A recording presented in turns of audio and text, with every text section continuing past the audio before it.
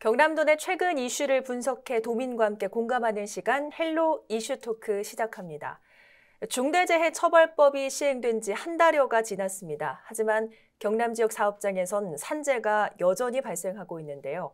기대가 컸던 탓인지 법의 실효성이 크지 않았던 탓인지 이에 대한 의견이 분분합니다. 오늘은 최근 있었던 지역 산재 사고를 짚어보고 안팎으로 염두할 점은 무엇인지 함께 분석해 보겠습니다.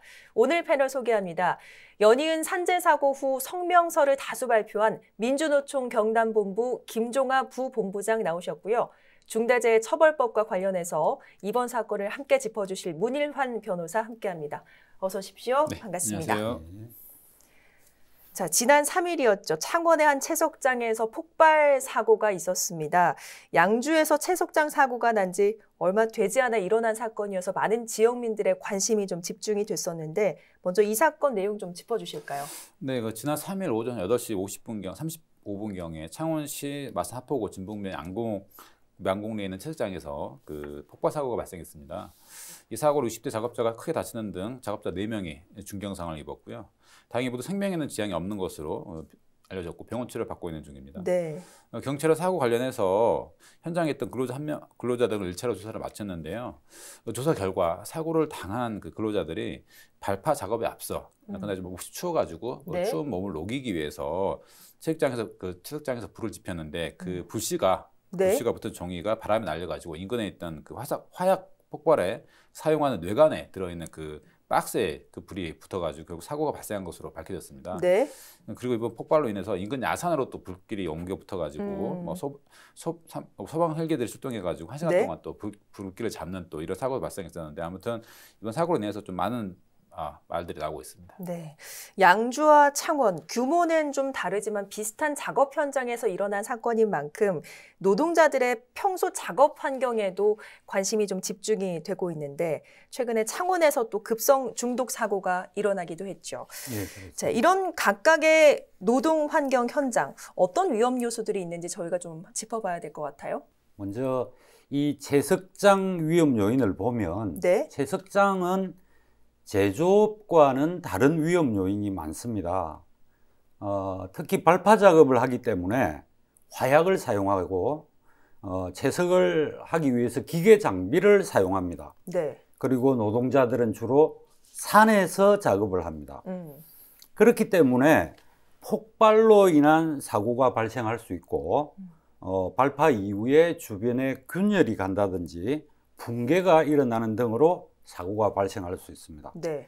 그 외에도 지질 조사를 제대로 하지 않거나 폐기물 처리를 제대로 하지 않는 경우에 붕괴 사고가 발생할 수 있습니다.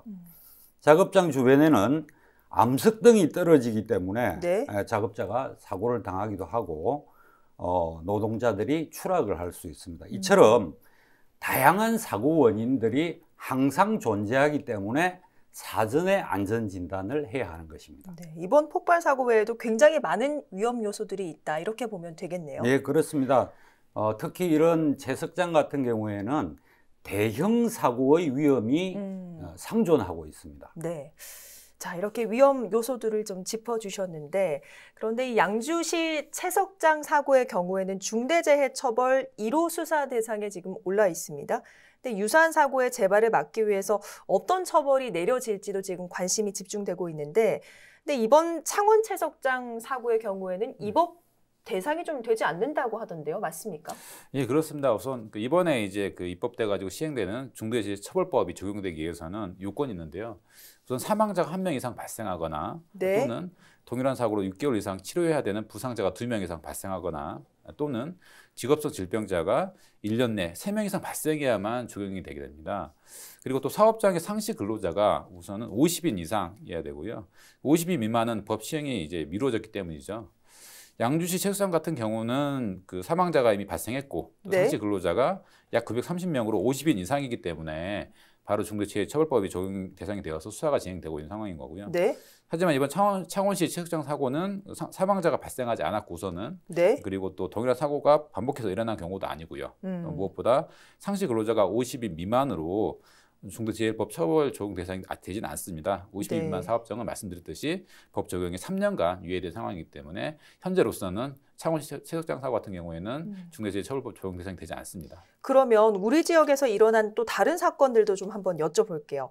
고성 조선소에서도 좀 사망자가 있었고 창원 급성 중독 사고의 경우에도 지금 많은 부상자들이 일어난 걸로 알고 있는데 이 부분들은 좀 해당이 되는 거죠?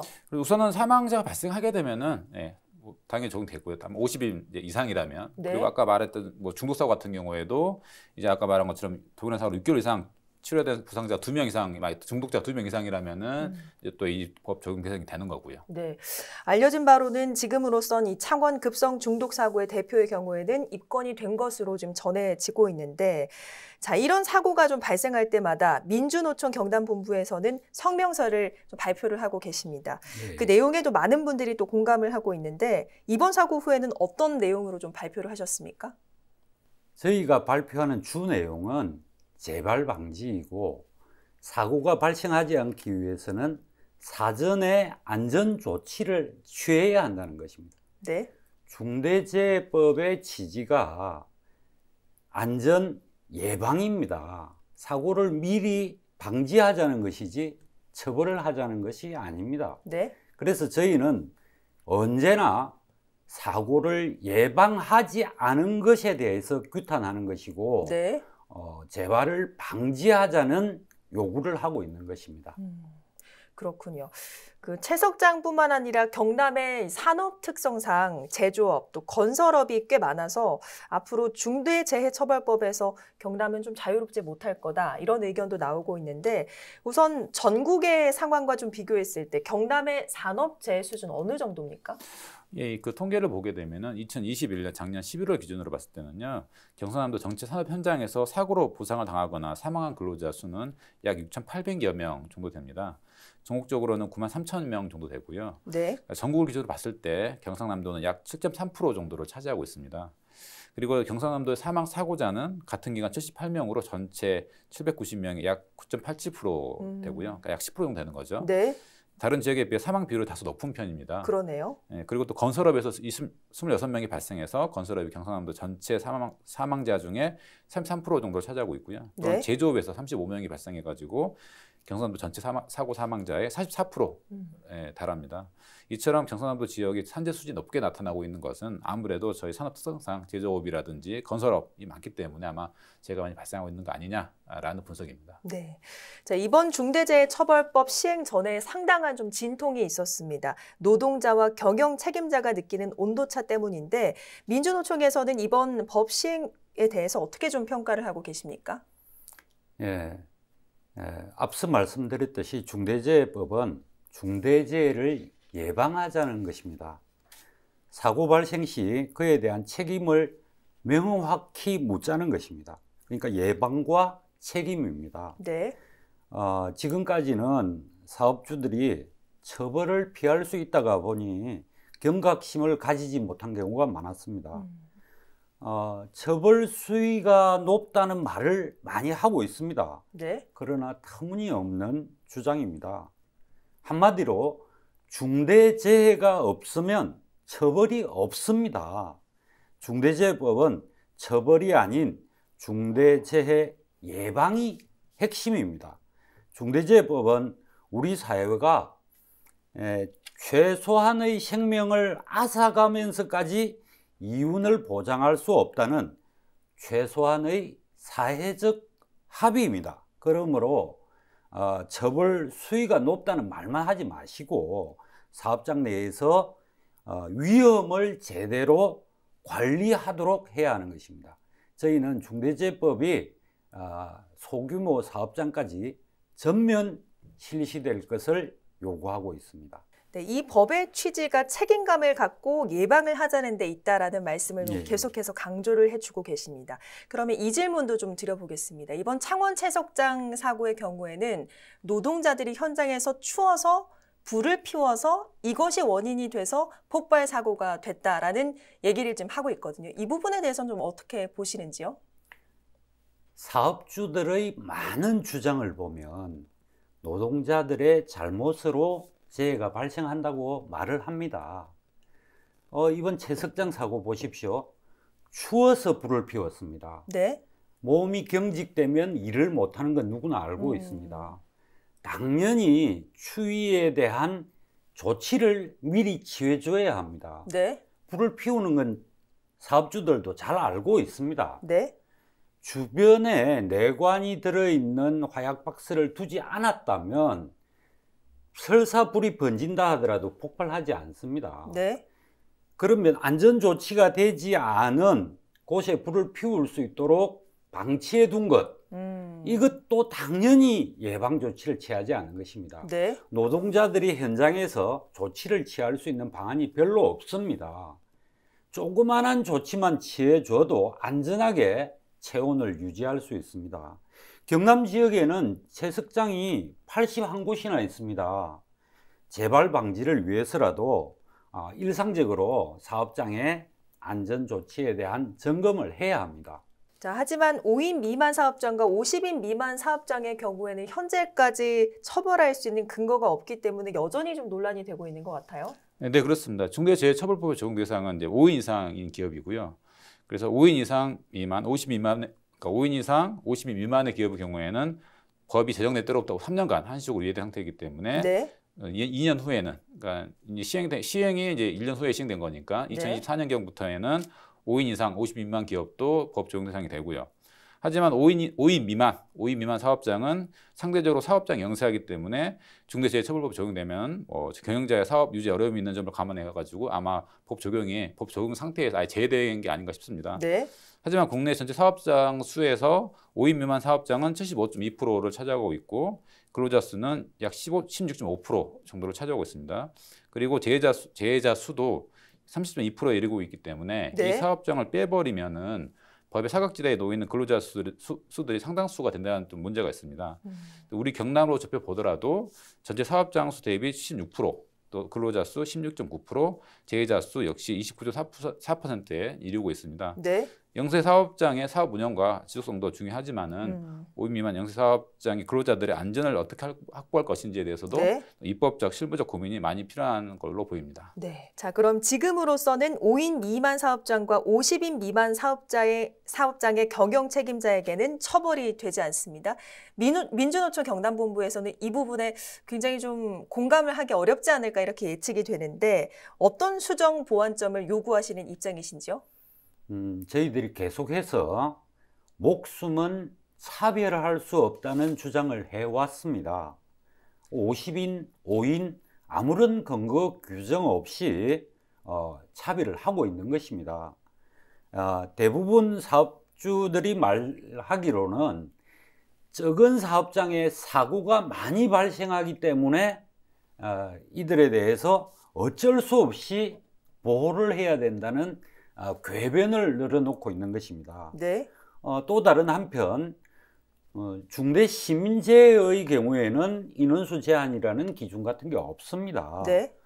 시민의 목숨 다르고 노동자의 목숨 다르고 구분할 수 없습니다. 민주노총은 모든 재해에 특히 재해가 많이 발생하고 있는 소규모 사업장 네. 이를 포함하여 중대재해법을 적용하고 그 발주처인 원청 사업주에 대해서도 책임을 묻고자 하는 것입니다. 네. 그래서 구분 없이 중대재해에 대해서는 처벌을 해달라는 것입니다. 결국에는 유예된 50인 미만 사업장뿐만 아니라 5인 미만 사업장까지 모두 처벌 대상에 포함이 돼야 한다. 이 말씀이신 그렇습니다. 거죠. 알겠습니다. 자, 이런 노동계의 요구 수용될 가능성 어느 정도 있다고 보시는지요? 예, 사실 좀 매우 어려운 문제라고 봅니다. 5인 미만 50인 이상 사업장은 그 이상 사업장보다는 상대적으로 경영 상황이 열악한 경우가 많기 때문에 사업체를 지속적으로 유지하기 어려운 곳이 상대적으로 많습니다. 큰 대기업보다는. 네. 중대재해법이 적용된다면은 사업주에게는 또 다른 더 심리적, 경제적 부담을 줄 수 있는 부분이기 때문에 사업주로서는 반길 수가 없겠죠. 네. 그쪽 입장에서는. 하지만 또 그곳에서 일하고 있는 근로자들은 50인 이상 사업장과 왜 안전에서 차별을 받아야 하느냐라는 네. 의문을 가질 수가 있거든요. 이번 중대재해법이 제정되면서 5인 이상, 50인 미만 사업장은 바로 법을 적용하지 않고 유예 기간을 둔 것 또한 입법자의 그런 고민의 흔적으로 보입니다. 중대재해법으로 인해 사업 부담을 느끼는 사업주들이 늘어나서 뭐 많이 네. 폐업을 하게 된다면 또 그만큼 근로자들은 또 일자리를 잃게 되는 상황이 발생할 수도 있고요. 또 하지만 일자리 때문에 안전을 담보로 위험한 상황에서 일을 해야 하는 근로자들의 입장도 고려를 하지 않을 수가 없습니다. 네. 다만 중대재해법이 이번에 최초로 입법이 시행되었기 때문에 사업 전반에 미치는 영향이 또 매우 큰 만큼 우선 점진적으로 그 적용의 범위를 늘려가는 게 다소 불만족스럽더라도 어떤 네. 현실적인 방향이 아닌가라고 생각을 하고요. 그리고 아예 법 적용 대상에서 제외됐던 5인 미만 사업장도 장기적으로는 포함이 되어야 하는 거 아닌가 싶습니다. 그렇군요. 어쨌든 처벌보다 가장 중요한 것은 사고를 좀 예방하는 것인데요. 산재를 좀 예방하기 위해서는 책임 경영자뿐만 아니라 노동자의 주의도 좀 필요할 것 같습니다. 각자에게 필요한 가장 핵심적인 것 어떤 거라고 보십니까? 안전관리는요, 당연히 비용, 시간, 인력이 필요합니다. 명백히 필요합니다. 위험하면 잠시 작업을 중단시켜야 합니다. 위험이 해소되면 작업하면 됩니다. 네. 그런데 작업이 일시 중단되는 것을 사업주들은 비용으로 보고 있습니다. 안전에 대한 시설 투자를 아까워합니다. 양주의 채석장 사고는 폐기물을 옮기면 시간이 들고 비용이 든다는 것 때문입니다. 그런데 결국은 무기를 지탱하지 못해서 붕괴가 되었습니다. 안전을 위해서 시간과 비용을 지불하는 것은 당연한 것입니다. 네. 안전 담당자를 배치하고 조사를 미리 하고 추위와 더위에 노출되어 있는 노동자들에 대해서 대책을 마련하는 것, 이런 것들이 불필요하다고 말할 수 없습니다. 현실은 시간과 비용이라며 이를 회피하는 사업주들이 위험 발생의 원인이 되고 있는 것입니다. 네. 위험을 방치하는 경우에 노동자들이 작업을 거부할 수 있는 권한도 부여해 줘야 합니다. 그래야만 실질적인 안전이 담보되는 것입니다. 네. 알겠습니다. 자, 중대재해처벌법이 시행이 됐지만 말씀해 주신 몇 가지 또 허점, 또 판단 해석의 모호함으로 앞으로 향후 법적 다툼을 좀 예상하는 목소리가 나오고 있는데요. 또 말씀해 주셨지만 경남이 또 제조업과 건설업이 많은 지역인 만큼 지역 법조인들도 이 법 해석에 관련해서 여러 가지 좀 이야기를 나누시지 않을까 싶은데 변호사님께서는 앞으로 어떤 부분에 중점을 두고 역할을 해나갈 예정이십니까? 현재 이제 법이 만들어지고 시행되는 만큼 그 법을 어떻게 해석하고 적용하는지가 가장 관건이라고 생각을 합니다. 중대재해법 제1조에는 이 법의 목적이 기준되어 있거든요. 즉 이 법은 사업장에서 안전, 보건 의무를 위반하여 일어나는 인명피해에 대해서 사업주 등에게 책임을 물어 중대재해를 예방하고 네. 시민과 근로자의 생명과 신체를 보호함을 목적으로 하고 있습니다. 중대재해법 이 법 취지가 중대재해를 예방하고 시민과 근로자의 생명과 신체를 보호함을 목적으로 하는 만큼 그 입법 취지에 맞게 네. 법이 해석되고 또 집행돼야 할 겁니다. 또한 우리 경남지방변호사에서도 최근에 농협경남본부와 중대재해법 관련 MOU를 맺고 강의와 자문을 할 예정이고요. 그리고 농협뿐만 아니라 네. 우리 지역 여러 기업들과도 협력해서 선제적으로 중대재해법을 이해시키고 사업주들에게 자문을 하는 등으로 많은 사업장들이 이 법을 잘 지켜서 불행한 사고를 미연에 방지할 수 있도록 노력할 예정입니다. 네, 이렇게 중대재해처벌법 시행에도 산업재해가 되풀이 된다는 걸 보면 입법과 그 시행만이 능사는 아닌 것 같습니다. 좀 더 세밀한 법 적용으로 도내 산재 사고 근절되길 바라봅니다.